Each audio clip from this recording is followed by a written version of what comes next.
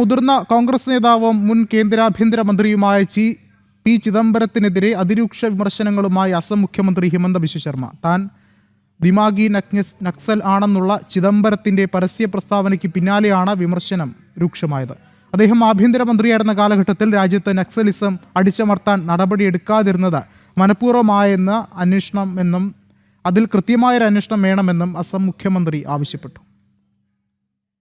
സ്വാതന്ത്ര്യദിന സന്ദേശത്തിൽ പ്രധാനമന്ത്രി നരേന്ദ്രമോദി നടത്തിയ ദിമാഗി നക്സൽ പരാമർശത്തിന് പിന്നാലെയാണ് രാഷ്ട്രീയ പോര് കടുത്തത്. തോക്കേന്തിയ നക്സലിസത്തെ രാജ്യം അടിച്ചമർത്തിയെങ്കിലും വികസനത്തെയും രാജ്യ പുരോഗതിയെയും തടസ്സപ്പെടുത്താൻ ശ്രമിക്കുന്ന ദിമാഗി നക്സലുകൾ സ്ഥാപനങ്ങളിലും നയരൂപീകരണ തലങ്ങളിലും കടന്നുകൂടിയിട്ടുണ്ടെന്നായിരുന്നു പ്രധാനമന്ത്രിയുടെ മുന്നറിയിപ്പ്. എന്നാൽ ഈ പരാമർശത്തിൽ താനൊരു ദിമാഗി നക്സലാണെന്ന് പറയുന്നതിൽ അഭിമാനിക്കുന്നുവെന്ന് ചിദംബരം സമൂഹ മാധ്യമങ്ങളിലൂടെ വ്യക്തമാക്കി. ഇതിനെതിരെയാണ് വടക്ക് കിഴക്കൻ മേഖലയിലെ മുതിർന്ന BJP നേതാവും അസം മുഖ്യമന്ത്രിയുമായ ഹിമന്ത ബിശ്വ ശർമ്മ തുറന്നടിച്ചത്.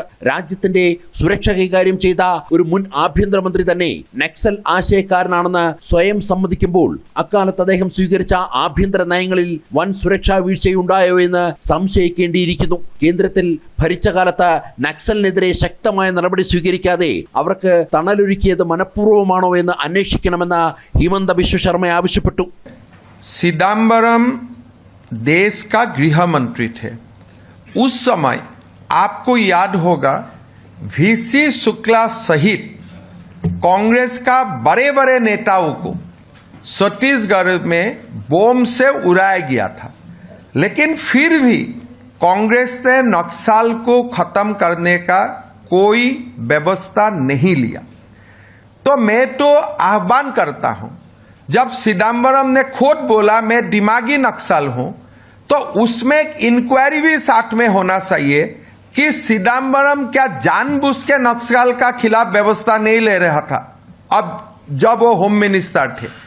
मेरा लगता है चिदम्बरम दिमागी नक्सल नहीं है, उससे भी ऊपर वाला नक्सल है, वो खुद ही नक्सल है.